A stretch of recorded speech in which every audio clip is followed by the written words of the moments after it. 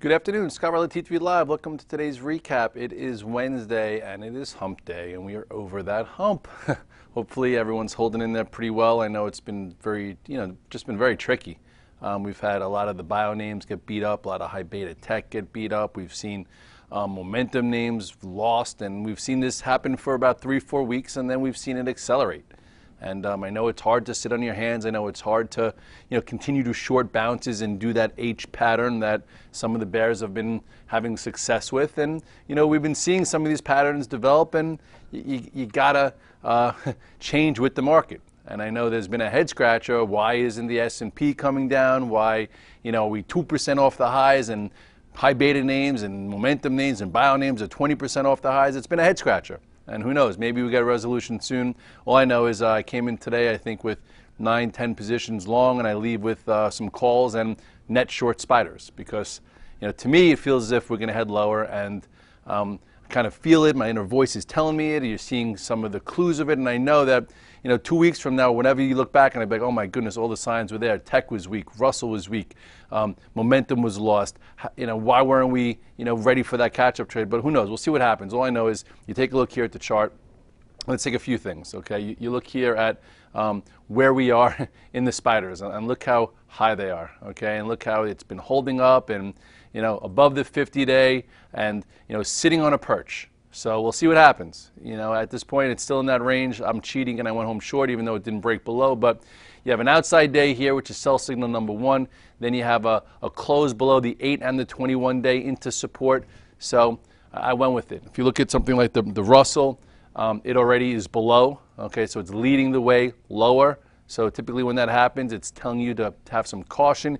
You look at the Qs. We talked about this head and shoulders pattern, okay, that has been developing here with the left shoulder, the head, your right shoulder, and then here was your neckline break, and it did not get back above it, actually closed on the lows today, thinking that we should see some more damage here. So with that being said, boom, boom, retest, maybe some follow through. You look where this has come from. And I'm not in the camp saying everyone's saying, oh, 2008, or 2000. I just think that, some corrective activity would be friggin' nice. Anyway, here you are, especially with some of the damage we've seen in some of the high beta names. You look at some of these stocks, and the reason why we follow trends when they're strong, when they follow their 8 and 21-day moving averages, it tries to keep you in the trade. Once that breaks, you get out of the way. Hopefully you're good enough, or you feel comfortable enough getting short, because there's been a lot of short setups. And, if you're trying to buy an oversold bounce using a red dog reversal, you just have to honor the system, and maybe you get some paper cuts until it's ready to happen. One of the stocks that, we posted the chart with Facebook, showed you this head and shoulders top, which came in right here, all right, and, right even here, and then you had that retest. Look at that move lower. I personally messed this up by not being shorted, but, hopefully you got out of some longs and you made some money there, and, look at this follow-up trade. So here you go. You take a closer look. Actually, this is where, actually, let me draw this the way it was supposed to be drawn. I was just looking at it kind of wrong. Here was actually the neckline, right there. Okay, you had your left shoulder. This is how I think I put it on Twitter. You can look at my private Twitter if you're on there, or I think I posted on the regular Twitter too. Here was the first break. Then it hovered below, didn't reclaim it, didn't, squeeze the shorts, and then today, another break below this area. This morning, I was like, it's a little heavy. If it breaks this key point, 63.35, you could see more downside, closing the dead lows into this gap. So you have a lot of room here, guys. So hopefully you're not blindly buying, and if you went home short on this break, I know it's hard to be because it's come down so much. It's probably the right thing to do. So we'll see what happens tomorrow within here. Then you go to Twitter. Stock's been crushed. And at this point, people are like, Red Dog, what do you think? You said long term, you like it. I'm like, yeah, but I'm waiting for a signal. In this little range, I lost money thinking that I was trying to cheat to have it, break to the upside. And a lot of times I lost here, and then I don't think I've traded it since it broke here, because I'm like, you know what? And I probably should be shorted, but I'm not good at that. And now look where it is. So it's coming into where it basically broke out from, and almost to where, I would say where I guess we're right back from where the IPO was. So tomorrow, if we get a gap down, maybe it's so extended from these moving averages enough that it's buyable. I still think that there's going to be some kind of good entry here for Twitter for the future, and we'll see it for a trade. Rewind to Facebook. People didn't think it would ever happen when it was over here. If you look, Facebook, boom, boom, all the way down, and it was hovering below 20 at some point before it ignited and turned into a trade. And then here was your consolidation phase right into there, and that's what created this cup and handle. So for right now, Twitter is just, kind of in no man's land. You have to have a real thesis if you're holding it. But this took a long time also. This came public in in June, and it took almost a year, which about 3 or 4 reports before taking off. So for Twitter, all you've had is one. You've had one report, and now one round trip. So we'll see what happens here next. LinkedIn also did the same thing. LinkedIn took 4 to 6 reports before it broke above 110 and went. So figure out your time frame and what you're looking to do there. As far as some other high beta names, Google. Look at this rollover. Here is when it broke the 8-day right there. Didn't ever reclaim it. Here is this trend that is now pretty much broken to the downside and closed on the lows. So we'll see what happens if it comes into maybe this area, which is still a lot below, or maybe play a red dog reversal. You want to see what a H pattern looks like. This is what an H pattern looks like. You look at the 5-minute chart, okay, where let's see, let's get off of let's see, style templates or time templates. Let's go just East Coast. So here's here is the open right here. So what happens with an H pattern is you get here's a down move, right, from the prior day, and then it kind of bounces up and creates this H. So, and it came from a lot higher, so doesn't that look kind of like an H? And then once it takes out the low, sometimes you add to it. So you not only shorted some into resistance, and then maybe when it goes negative, and then it breaks the prior day's low, and then you get your downside follow through. So short 1, short 2, cover some, and then take some. We've seen this type of pattern many times, in the last few weeks with it. I think, so with that said, actually this was that last breakdown point. Getting pretty ugly there. Netflix tried to bounce today. Had many different H patterns here too. Look at this. This is a pretty solid H pattern. Oops. Let's see. Let's get the little line. This is the move lower. Okay, from actually this is longer term, but you get a boom. H. So short to bounce, breaks to the downside, and then whatever, it's done it a few times. Let's just go to the daily chart now. It's getting close in my humble opinion, but again, all you have here is a lower wedge type of forming. It did hold its prior low, so maybe there's a retracement here. It's in the gap, and just got to wait. Amazon annihilated or really beat up, just to show you how ascending channels when they resolve, you have to be quick. And here is your ascending channel here as it grinded back to try and fill a portion of this gap, and then pow.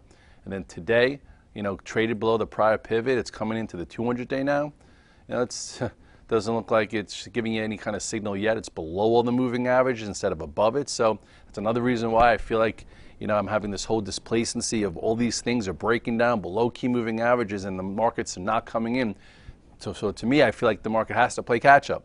Granted, I probably should be in these stocks that are weak and shorting them and doing the H pattern. The other day I tried to short Tesla when we had that good short when it broke 227, went all the way down, bounced back, retested 227, and then rolled over. I wish I was just better than that, But some people are good at short, and some people aren't. But I'm happy I'm at least out of the way. Here's when you had this upper wedge, broke to the downside. Here is at 227, broke, retest. Today closed near the lows. See what happens tomorrow, what kind of move we get. If there's a little bit of a gap down, maybe you could get a small trade there if you went home short. Here we're coming into, what is this, the 50-day? We haven't seen the 50-day since it actually pre-announced the good results. So we'll see what happens here tomorrow. But many key stocks are breaking the 50-day, so just don't buy it because it's there, but we'll see what happens. Facebook paused the 50-day, remember that? Oh, I'm going to buy the 50-day, I have to buy the 50-day. Paused here, went sideways and broke it. So you want to make sure that you know where the key moving averages are, but you need to watch the price action at them also. Let's see what else is going on here. Guys are trying to play this Fay, and it's been gross and hard to deal with. If you just look at the stock, here is a king and queens formation, right, which is usually a topping pattern. You never know where it leads to. Gap down. Did it try and fill the gap? No. Here is where you had somewhat of a descending channel, so if you were anticipating a break to the upside, it didn't happen. It broke to the downside. That's when I get out of the way. And then it's been slowly trickling down, and every time it ticks up and you buy it, it hasn't been going anywhere, and it's probably costing you some money. It's costed me some extra money that I haven't had to, I probably should have been smarter with. But anyway, here it is coming into this area. If you're trying to play a bounce here and you're so committed to it, at least know what the damn company does. Okay, just don't know, oh, it's FEYE. If that's what you're doing, then technically you don't have a right to be a buyer yet. Yes, it's below the moving averages. Yes, it's oversold, but look where it came from. So just be careful. A lot of these things. Let's see what Zoo's doing. Zoo also. You look at some of these new issues. Here is your wedge type pattern. Perhaps if you were here looking for it to continue, which it could have, right? You have a strong gap up. Big move, looks like it might continue higher. Which way did it resolve? Boom, lower. That's your out. That's your high level stop. And then what did it do? It took out the 8-day moving average, another bad sign. Now let's see where it is. Down here, into the gap. Yes, if you sold it here or the bounce back up, you resold it, you maybe have a small luxury of figuring out if you could buy it versus here. But I'm just saying, you gotta have quick feet, and you gotta know what you're in for here, especially with these thin stocks. I'm not sure what the banks are doing after hours. I think Citi had some negative news that they didn't, pass the stress test. Let's see where it's trading. Let's go timetable. Let's go back to the West Coast. Let's go 5-minute. Where is it? Oh, is it back up now?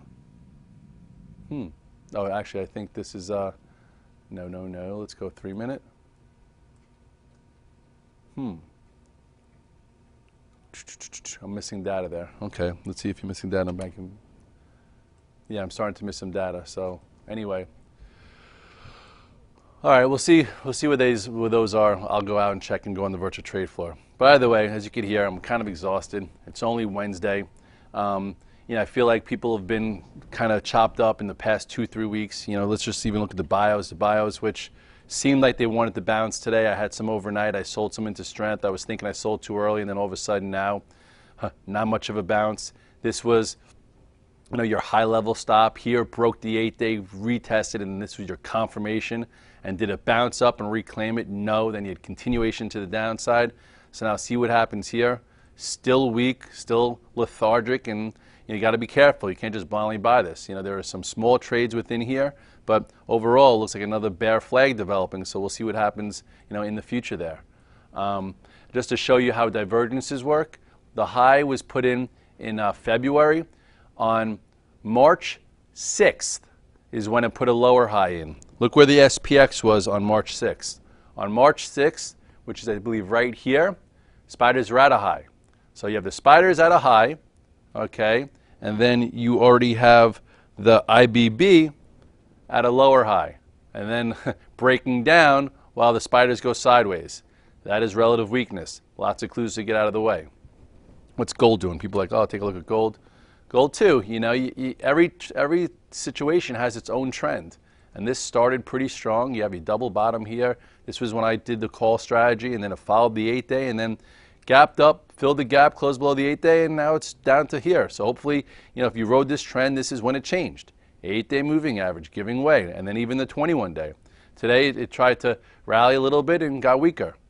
What's kind of weird, I guess, or telling, look at the TLTs. TLTs were breaking out today while the market was trying to hold up. I don't know what that was telling you, but telling me that maybe market's going to be heading lower. And you look at the TBTs, also kind of breaking down. Unless you can't trade for things just to be traps.